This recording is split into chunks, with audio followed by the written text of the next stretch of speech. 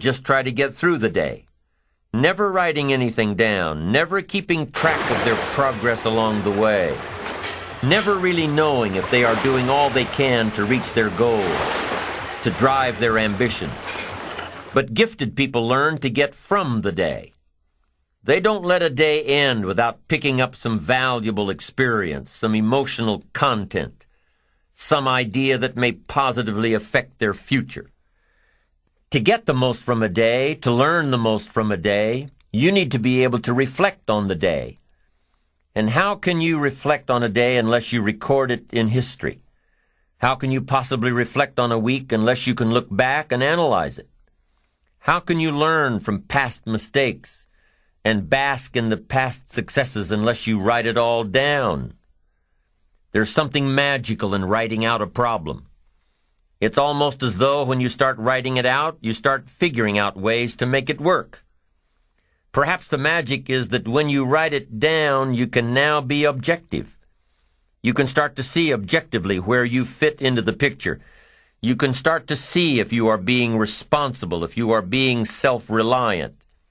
You are pondering it. You are trying to figure it all out. The fact that it is now on paper actually creates a space between you and the problem. And in this space that you have created, now solutions have room to grow. You see, writing about events that occur helps you to understand exactly what is happening. When we describe life to ourselves only in our minds, our imaginations tend to feed back false information about how things are, distorted information. Sometimes our creativity can create scenarios that really don't exist at all if we keep the information just in our mind. But by writing it all down, we now can become more factual, more accurate, more realistic, more logical. And then as we reread what we have written, we create a new picture in our mind. And once we see things as they are rather than how we think they are, we can see our way to make them better. It's all part of being responsible. It's all part of seeing things objectively in order to fully understand the steps that we must take to make things better. The steps we must take to better prepare ourselves for the opportunities that lie ahead.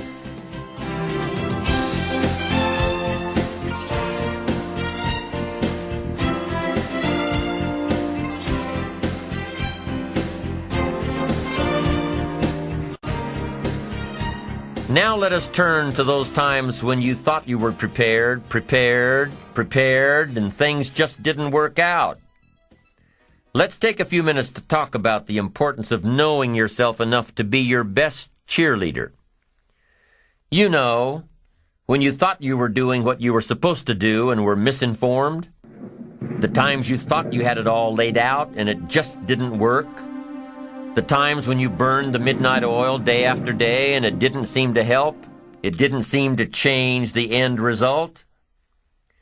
These are the times that you have to rely on your own self-encouragement. And there are two ways to use self-encouragement. Number one, take responsibility for the missed opportunity or the misrepresentation. Learn from the fact that even though your client wanted it one way and you presented it the right way, it didn't work. Be prepared for the letdowns that happen every so often. Know that this lost opportunity just sets you up better for the next one. Realize that you can make the necessary alterations next time. Make the changes that will make the difference. Study your mistakes and learn from them. Don't dwell on the mistakes.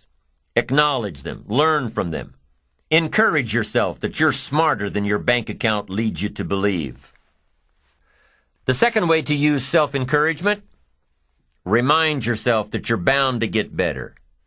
Don't get down on yourself. Don't beat yourself up. It's the next opportunity that matters, not the last one, the next one. Now, the last one matters only in that you must learn from your mistakes. But the next one gives you the opportunity to show that you have learned from your mistakes. You can do it better next time. You just have to practice. Keep trying. Keep trying until what? Until you've got it down. If you figured out what went wrong last time, then you know how to make it right next time. If you figured out what it was in your presentation that didn't work, don't say that next time. If you figured out that the reason you didn't close the deal this time was because you didn't have all the facts and figures in place, have all the facts and figures in place next time. Don't beat yourself for messing up. Pat yourself on the back for figuring it out. You need to encourage yourself. You need to pump yourself up. You need to be your own cheerleader. Why? Because you can't wait and hope that someone else will come along and cheer you up, make you feel better, tell you that you'll do better next time. You have to rely on yourself. You have to have faith in yourself and your ability to figure out what works and what doesn't, what's right and what's wrong. You have to have the inner belief that everything you're doing for a positive outcome in the future. You have to encourage yourself with future successes. Number one way to use self-encouragement: take responsibility for missed opportunities and study your mistakes. Number two, don't get down on yourself. Encourage yourself with your future. Encourage yourself with your goals, your dreams, your ambition.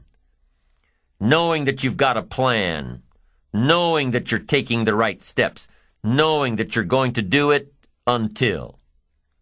When you miss an opportunity, are unprepared for an opportunity, or suffer a setback while realizing your goals, when you miss out, you need to encourage yourself by immediately getting back into line.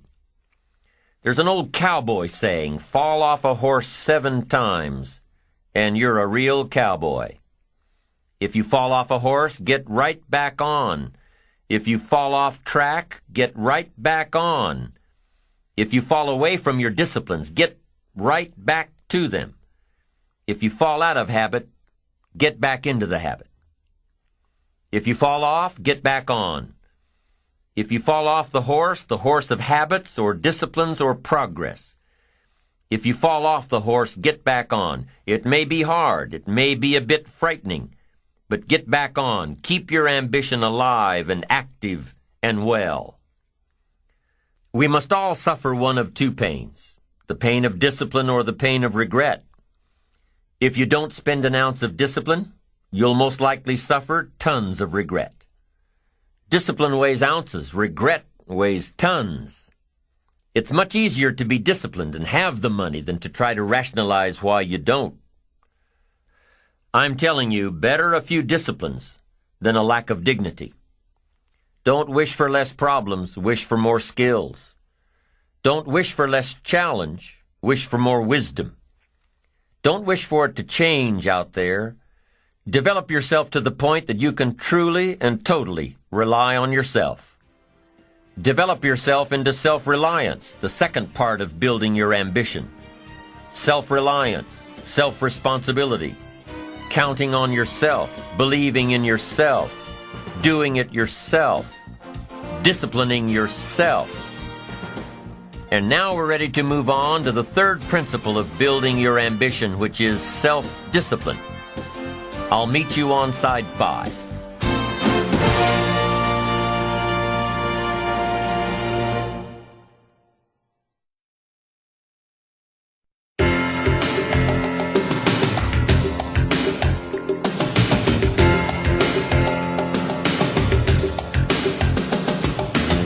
So far, we have talked about the first 2 principles for building your ambition. Number 1, positive self-direction. Number 2, self-reliance. And number 3 is self-discipline. The third principle for building your ambition is self-discipline. Of all the subjects we've covered so far and are about to cover, none is more important than covering the disciplines for success.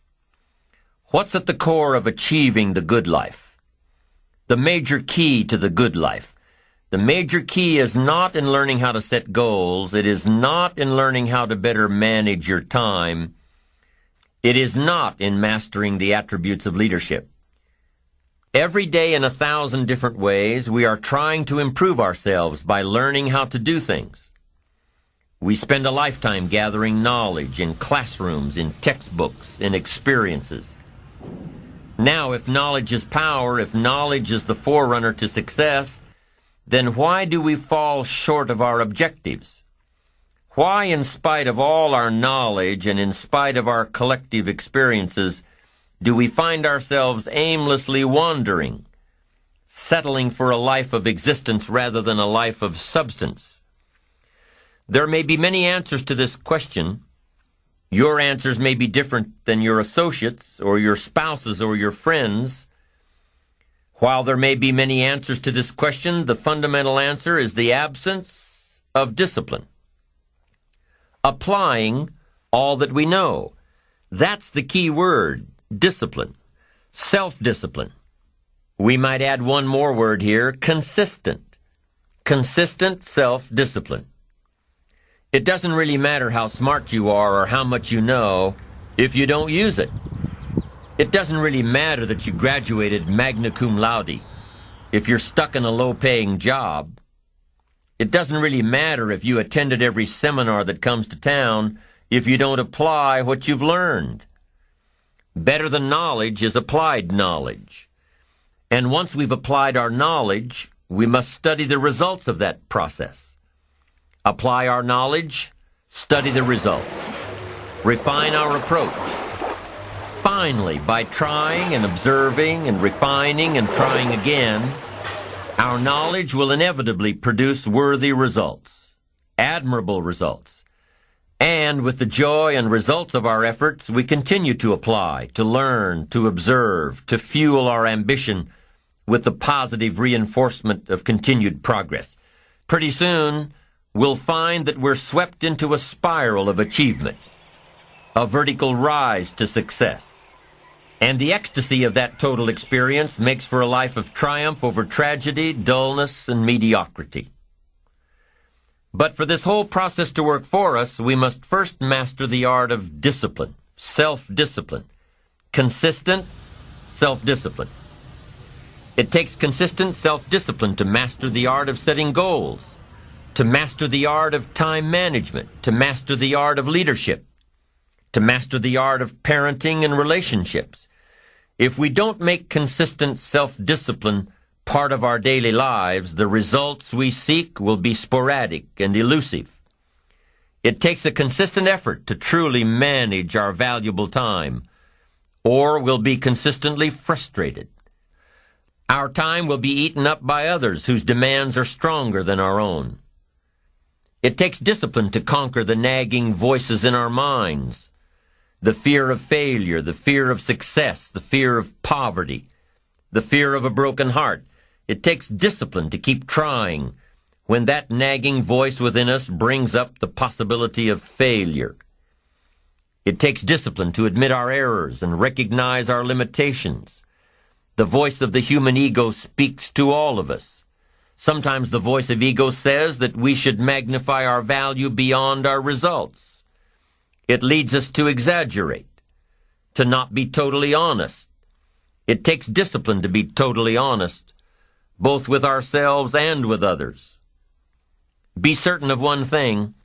Every exaggeration of the truth, once detected by others, destroys our credibility and makes all that we say and do suspect. As soon as a business colleague figures out that we tend to exaggerate, guess what? They'll always think we exaggerate, and they'll never quite hold us in the same regard again. Never. The tendency to exaggerate, distort, or even withhold the truth is an inherent part of all of us. It starts when we're kids.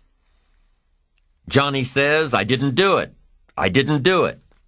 Well, maybe Johnny didn't do it, but he probably had something to do with it. And then it continues when we're adults, exaggerating the benefits of a product to make a sale, exaggerating our net worth to impress old friends, exaggerating how close we are to closing a deal to impress the boss. And only an all-out, disciplined assault can overcome this tendency. It takes discipline to change a habit, because habits are formed a little bit each day, every day, every day.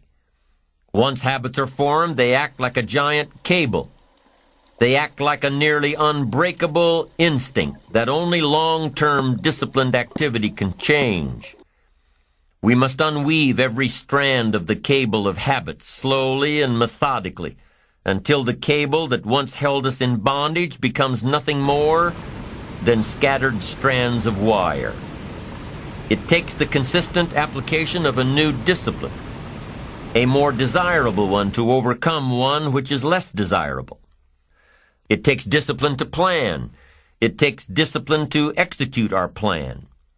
It takes discipline to look with full objectivity at the results of our applied plan.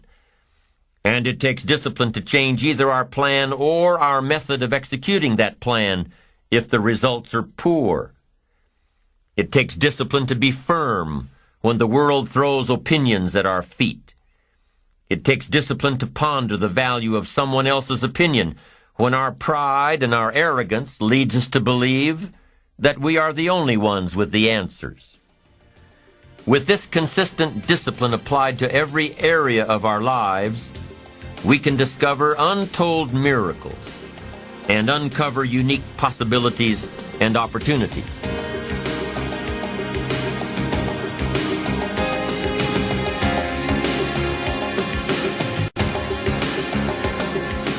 Now, if discipline is the key word and if discipline is the key action, then what exactly is discipline? One good answer might be that discipline is a constant human awareness of the need for action and a conscious act by us to implement that action. Discipline is an awareness of the constant need for action and a conscious act to implement that action. If our awareness and our implementations occur at the same time, then we begin a valued sequence of disciplined activity. Now, here's the other side of discipline. If there's considerable time that passes between the moment of awareness and the time of our implementation, then that is called procrastination. Procrastination, doing it tomorrow instead of today. Procrastination, an almost exact opposite of discipline. The voice within us says, get it done. Discipline then says, do it now. Do it to the best of your ability, today, tomorrow, and always, until finally the worthy deed becomes instinctive. Procrastination says later, tomorrow, whenever I get a chance. Procrastination also says, do what is necessary to get by or to impress others. Do what you can, but not what you must. In every circumstance we face, we are constantly presented with these two choices. Do it now or do it later. Discipline and procrastination. A choice between a disciplined existence, bearing the fruit of achievement and contentment, or procrastination, the easy life for which the future will bear no fruit, only the bare branches of mediocrity. The rewards of a disciplined life are great, but they're often delayed until some time in the future. The rewards for the lack of discipline are immediate, but they are minor in comparison to the immeasurable rewards of consistent self-discipline. An immediate reward for lack of discipline is a fun day at the beach. A future reward of discipline is owning the beach. For most, we choose today's pleasure rather than tomorrow's fortune. So how can you get rid of the easy distractions? How can you keep your mind on what you're trying to do? How can you keep an attitude of doing it all and doing it now? How can you make the choice of discipline over procrastination? How can you stay focused on your ambitions? How can you avoid conversations at the water cooler? You can keep your focus on your work. You can get it done today instead of tomorrow. You've got to really work on your consistent self-discipline on a daily basis, or you'll find yourself distracted. Distracted by negative thoughts, distracted by negative people, distracted by water cooler chatter, and pretty soon, depending on the type of people you've associated with, distracted by your doubts within yourself. Never underestimate the power of influence and associations. and never underestimate the power of your own consistent self-discipline. Now let's take a closer look at discipline, at the 3 steps to becoming disciplined. First, true discipline is not the easiest option. Most people would rather sleep until 10 o'clock than get up at 6. It's easier to go to bed late, sleep late, show up late, leave early. It's easier not to read. It's easier to turn on the television than to open a book. It's easier to do just enough than to do it all. Waiting is always easier than acting. Trying is always easier than doing. Imagine what life would be like if we didn't have to make our bed in the morning, or keep our garage clean, or pay our taxes, or show up for work tomorrow.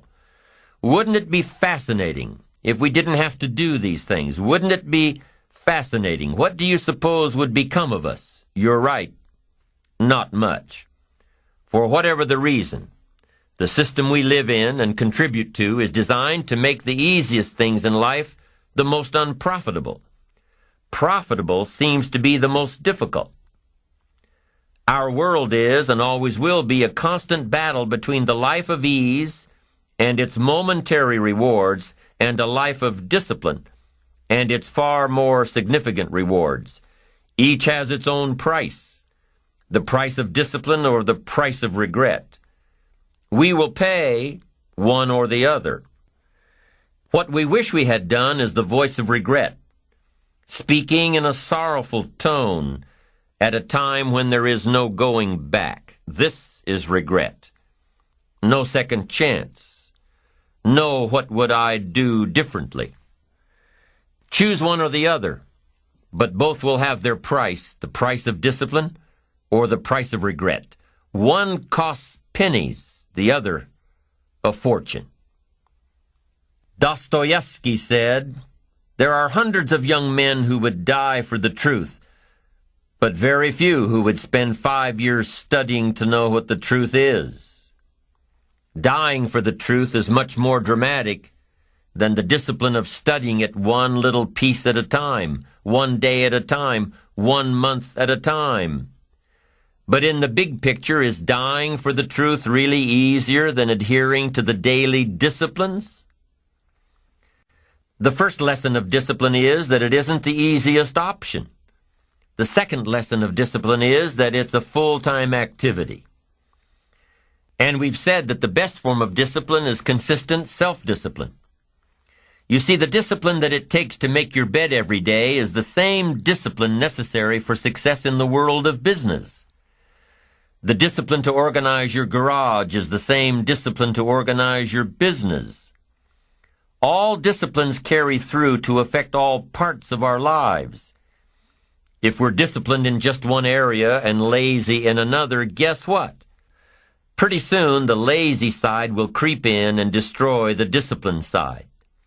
The bad habits in one area of our life will eventually destroy our self-discipline in the areas we've been working on. Consistency cannot be inconsistent. Discipline is the mind being trained to control our lives. Discipline is a set of standards which we've selected as a personal code of conduct.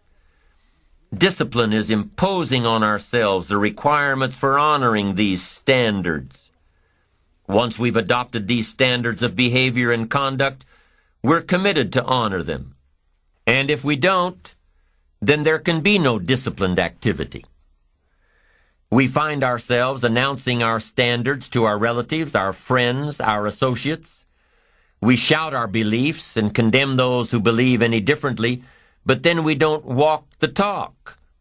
We end up acting in a way far different from the beliefs we've shouted. We tell our kids that the TV is rotting their minds, yet we spend our evenings in front of it. We tell our employees that they must take advantage of every minute of the working day, yet we spend 3 hours at lunch. Do as I say, not as I do. This is inconsistent. This leads to a loss of credibility among those who watch us. And more importantly, this leads to a loss of credibility within ourselves. The only thing worse than one who is inconsistent in applying their self-imposed disciplines is one who has never considered the need or the value of discipline at all.